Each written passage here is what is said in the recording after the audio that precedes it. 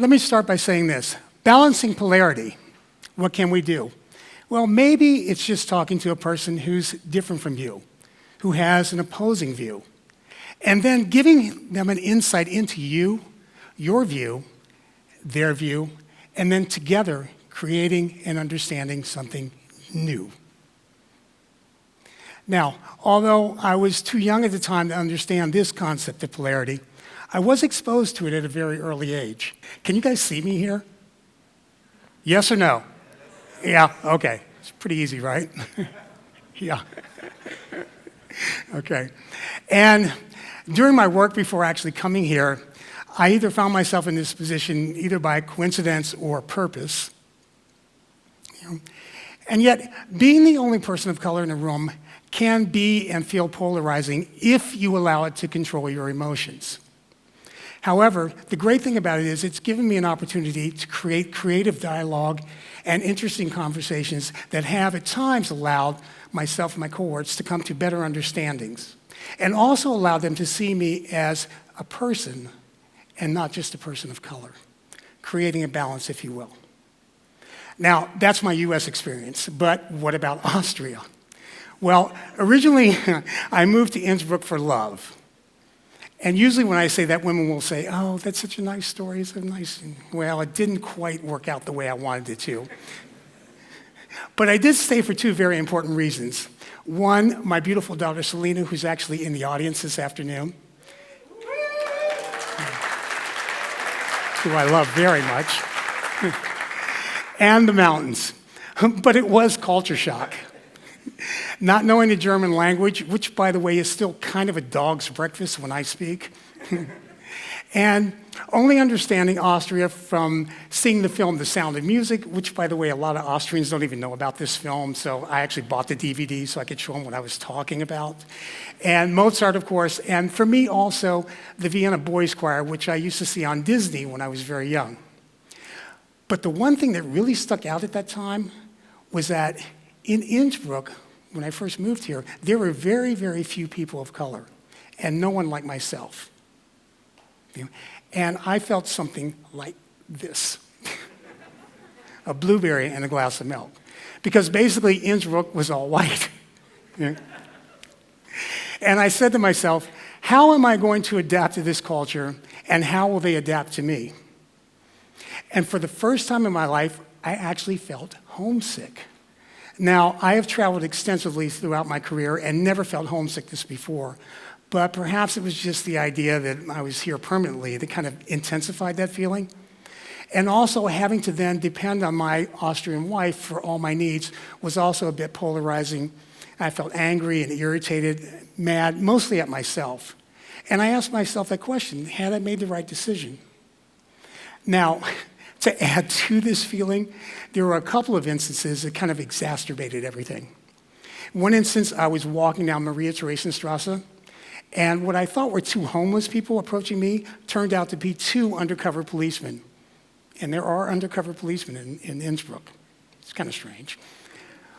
But they approached me, and they were asking me for my papers. And I thought to myself, I'm just walking and minding my own business. And I said, you know what? I'm going to make this a little bit difficult for them. So when they said papers, I turned around, looked at them, and in English, I said, I'm sorry, I don't smoke. To which then they realized that, okay, he doesn't speak German, so they said passport. And then I gave them my Aufenthaltstitel, my residency here, so they could look at it. And while they were looking at it, I was thinking, I'm standing here, no crime on my skin, and yet now a long history kind of breathes within me. And they are looking and searching for something hidden, but yet all they're going to find is my dignity. And of course, they looked at it, realized I was from the United States, and they gave it back to me. And then I asked them a question in English again. I said, do you stop everyone like this, or just black people? To which I got no reply, of course. Now, I had to look at this, and I have a motto, make this your best day. And I say this to myself most every day. And I thought about this as this was happening. I said, okay, how can I look at this in a different light? But I would ask you, in the audience, how would you feel if you were stopped? And of course, it will be different for each of you based on, of course, race or whatever. But then I looked at it again and I said, okay, I need to look at this in the policeman's, from the policeman's perspective. I said, okay, maybe they're just doing their jobs. Okay? That's what they've been ordered to do, so they do it. And I would like to think that there was no prejudice involved in this. And I could feel a little bit with them that they felt a little bit uncomfortable doing this as well. So maybe it was a little polarizing for both of us. Happens. Another instance, which wasn't as intense, I was skiing with some friends and we were on top of one of the pits and having lunch. And there was an older Austrian gentleman sitting adjacent to us. And he turns around and looks at me and he says, "From where in Africa are you from?" Yeah. To which I went, I didn't say it out loud, but I went, "Really?" And my friends were looking at me going, "Oh God, okay, Clint's gonna go off now, oh my God." Yeah. But I decided, you know what, I'm gonna answer this guy in a way that answers actually two questions for him. So I turned around and looked at him and I was smiling. I said, "Washington, D.C." Yeah. To which I saw this confused look on his face and I was thinking, okay, either he's trying to figure out where Washington, D.C. is in Africa, right? Or he realizes now, okay, Africa, Washington, D.C., he's from America, and maybe I should have asked this question a little bit differently. And of course, my friends started giggling, and we're all kind of giggling at this, and after about 30 seconds, he actually got up and walked away. Yeah. So that happened. Sometimes words can't really describe a feeling or an experience that you have. And when that happens to me, I like to write these things in verse or think of them in verse. And I'd like to share a little verse with you right now, if I may. And I call this "In the Mountains." So hiking in the mountains, it's a beautiful day, sun shining, clear skies, and the crisp air just whisked me away. I see an older couple walking towards me, and I see a bit of hesitation in their eyes, a little bit of fear they can't disguise. But I know this dance, and I know it well. And I smile and say, "Grüß Gott," with that smile, right? And as we get closer, basically smiles abound, two paths crossing, harmony found.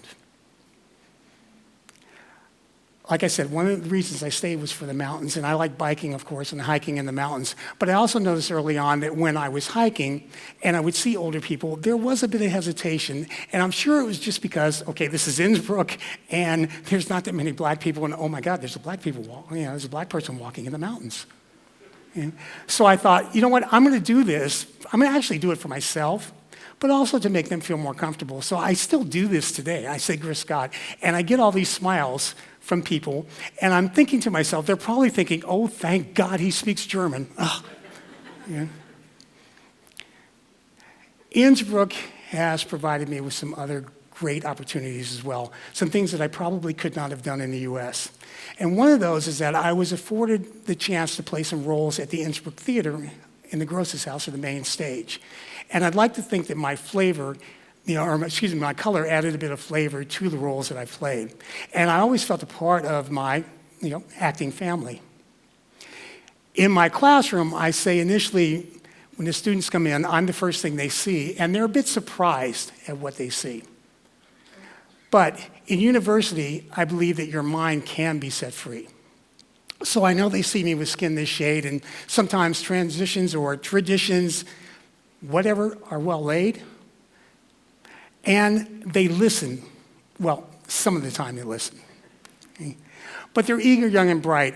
And I also tell them that, hey, you're here, and I'm going to tell you, you're intelligent, and this is a start. But now, in my class, I'm going to teach you how to be smart. And I'm very proud to be able to teach in an international setting when I get students from all over the world who come together, and we can talk about subjects like balancing polarity. We can talk about subjects like cultural bias. They're some of my students. And it's a safe environment where these subjects can come up and they can voice their opinions. And I hope that by doing this, that they get better understanding that they can also use in university, but also use later on in their professional lives. So I'm very privileged to be able to do that. I'm also very honored to be a part of my Latin dance club here in Innsbruck. And through it, I found this vibrant community of people from all over the world, other cultures, who all now call Innsbruck home. And we come together united by the rhythms of Latin music, where dance is our shared language. And although I originally felt like an outsider here in Innsbruck, I have found this melting pot of cultures, other, if you will, blueberries in the glass of milk. All of whom add a unique flavor that truly nourishes the soul. So Innsbruck, I think I made the right decision by moving here. And ladies and gentlemen, I'd like to leave you with a small thought of maybe balancing polarity in your lives, if I may. And with that, I'd like to paraphrase a quote from Rumi, the 13th century poet, who said, "Between stimulus and response, there is a space. And in this space lies our freedom and power to decide a response. And with that response lies our growth and freedom." So ladies and gentlemen, polarity is bridged and balanced. Thank you.